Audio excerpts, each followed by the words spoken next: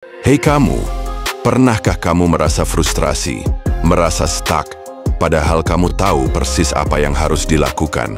Kamu sudah baca semua buku self-help, ikut semua seminar motivasi, tapi kok ya, hasilnya gitu-gitu aja. Atau mungkin kamu melihat orang-orang yang sangat pintar di sekitarmu, dengan gelar segudang, tapi hidupnya kok malah berantakan. Hutang di mana-mana, hubungan kacau, dan kebahagiaan seolah jadi barang langka. Ini bukan kebetulan, teman-teman. Ini adalah rahasia tersembunyi yang akan mengubah segalanya yang kamu yakini tentang kesuksesan. Dan begitu kamu tahu rahasia ini, hidupmu tidak akan pernah sama lagi. Siap untuk mengungkapnya? Mari kita selami bersama. Dan jangan ragu untuk berbagi pengalamanmu di kolom komentar. Ya, apakah kamu pernah merasa seperti ini? Bukan kurangnya pengetahuan, tapi peta tersembunyi di otakmu. Bayangkan ini, kamu punya peta jalan yang sangat detail. Kamu tahu persis jalan mana yang harus diambil, belokan mana yang harus diikuti, dan rute mana yang paling efisien untuk mencapai tujuanmu. Tapi, entah kenapa, setiap kali kamu memulai perjalanan, kamu malah selalu berakhir di tempat yang sama, atau bahkan tersesat. Aneh kan? Padahal kamu punya semua informasi yang dibutuhkan. Nah, itulah yang terjadi pada banyak orang pintar. Mereka punya pengetahuan luar biasa, tapi hasilnya tidak sesuai. Kenapa? Karena masalahnya bukan pada peta jalan yang mereka pegang, melainkan pada kompas internal yang mengendalikan setiap langkah mereka. Kompas ini adalah apa yang Bob Proctor sebut sebagai paradigma. Apa itu paradigma? Lebih dari sekadar kebiasaan. Paradigma itu bukan cuma kebiasaan loh. Ini adalah seperangkat ide, keyakinan, dan kebiasaan yang tercetak sangat dalam di pikiran bawah sadarmu. Ibaratnya, ini seperti operating system yang terinstal di otakmu, bahkan sebelum kamu bisa bicara. Coba bayangkan sebuah komputer canggih. Dia bisa melakukan banyak hal, tapi kalau operating systemnya bermasalah atau punya program jahat yang tersembunyi, seberapapun canggihnya komputer itu, kinerjanya akan terganggu.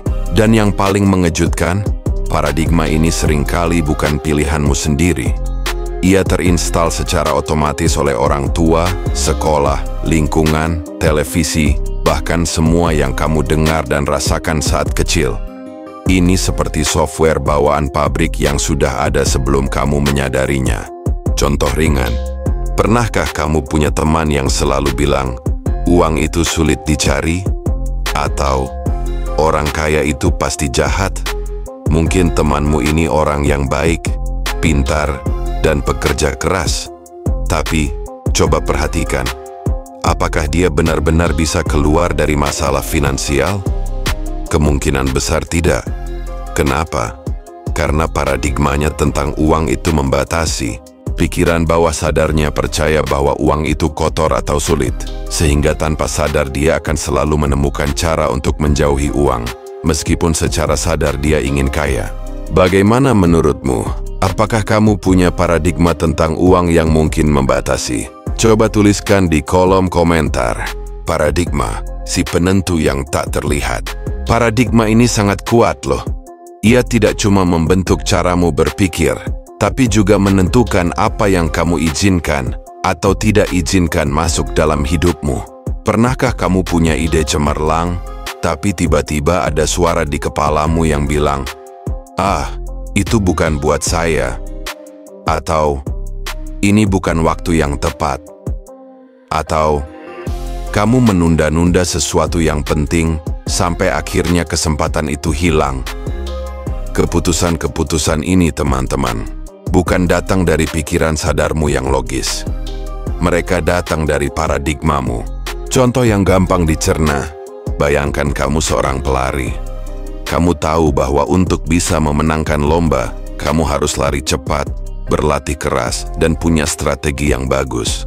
Tapi, di pikiran bawah sadarmu, ada sebuah program yang bilang, "Saya ini lambat.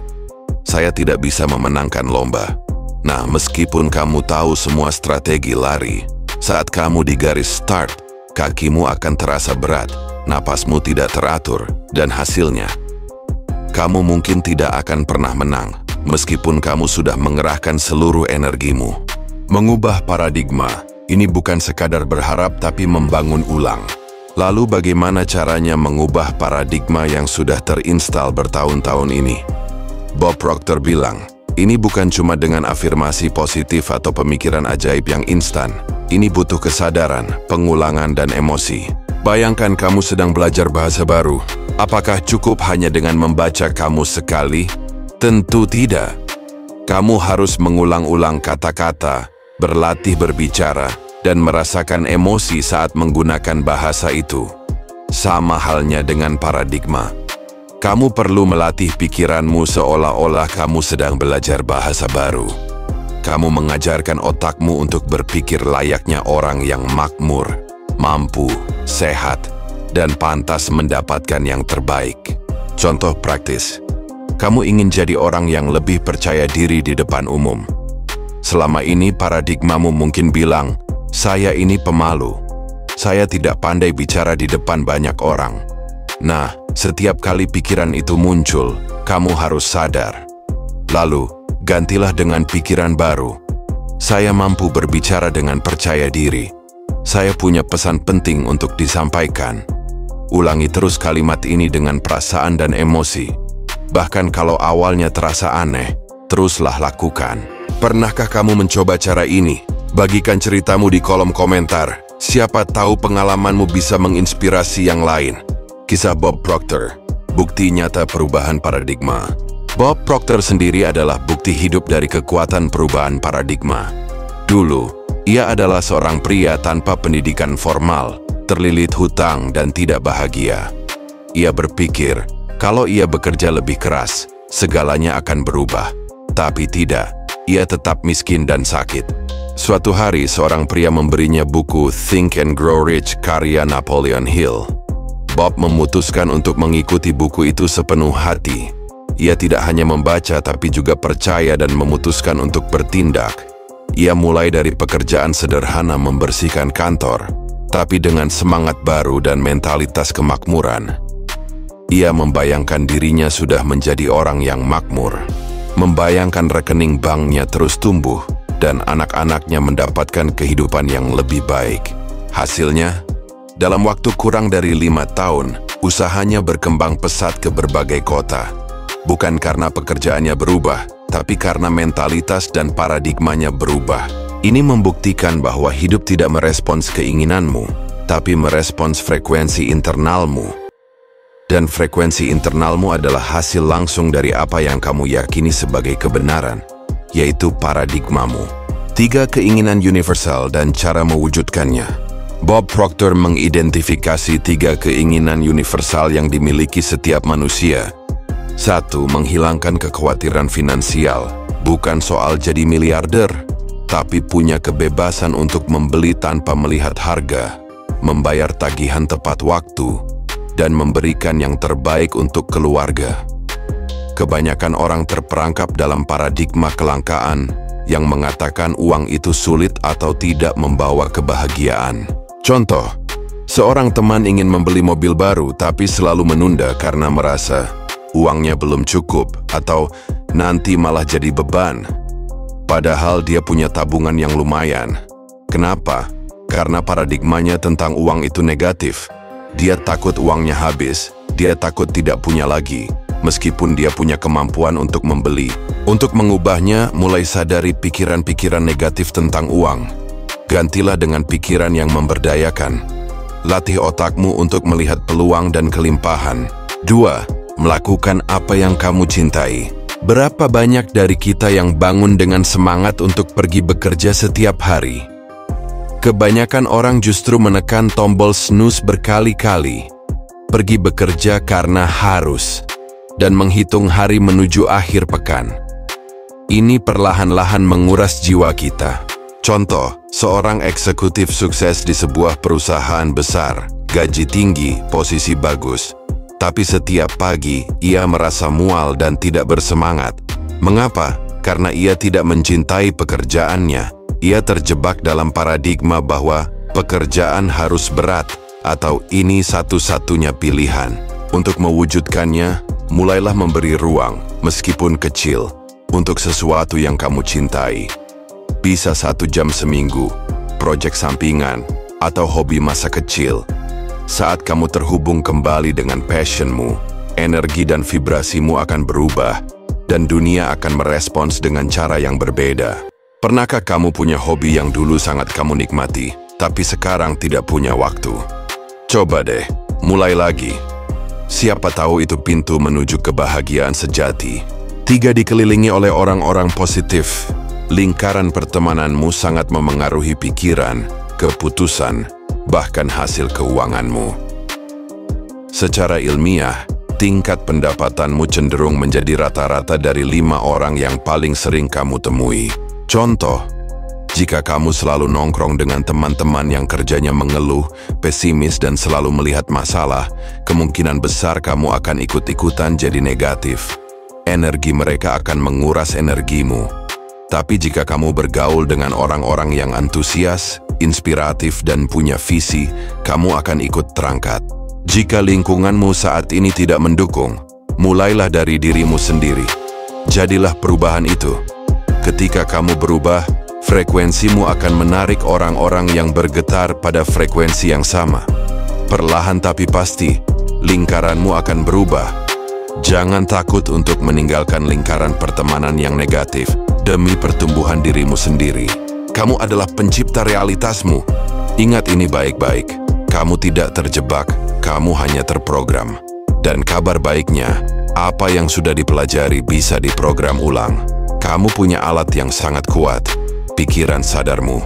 Dengan itu, kamu bisa memilih untuk menerima atau menolak ide, memilih untuk fokus pada ketakutan atau iman. Ini bukan sihir, ini adalah ilmu saraf. Ini tentang pengulangan dan perasaan. Ini adalah prinsip memprogram ulang pikiran. Contoh, seperti ketika kita pertama kali belajar bersepeda. Awalnya pasti jatuh bangun. Ada rasa takut, ragu, dan mungkin merasa tidak bisa. Tapi karena kita terus mengulang, terus mencoba dengan perasaan ingin bisa, akhirnya kita berhasil. Pikiran bawah sadar kita menerima pola baru itu, dan akhirnya kita bisa bersepeda tanpa berpikir. Waktunya membuat keputusan. Hidup tidak akan berubah dengan sendirinya. Kamu harus membuat keputusan yang teguh untuk berubah. Keputusan yang datang dari jiwamu yang berkata, "Saya tidak bisa hidup seperti ini lagi." Ketika kamu memutuskan, otakmu akan berhenti ragu dan beralih ke mode tindakan. Universitas Stanford bahkan menunjukkan bahwa orang yang membuat keputusan dengan kejelasan dan komitmen punya 4 kali lebih banyak peluang untuk mencapai tujuan mereka. Jangan menunggu izin dari siapapun untuk bermimpi. Jangan menunggu dunia memberitahumu bahwa semuanya sudah benar untuk memulai. Mulailah dengan rasa takut, mulailah dengan langkah kecil, tapi mulailah. Apakah kamu siap membuat keputusan ini? Tulis "saya siap" di kolom komentar di bawah. Ingatlah, yang mengubah hidup Bob Proctor bukanlah uang yang datang setelahnya, tapi keputusan yang ia buat sebelumnya. Keputusan itu diam-diam, pribadi, internal, dan sendirian. Tapi itu adalah benih dari segala sesuatu yang datang kemudian. Jika kamu membuat keputusan itu sekarang, kamu bisa yakin, setahun dari sekarang hidupmu tidak akan sama lagi.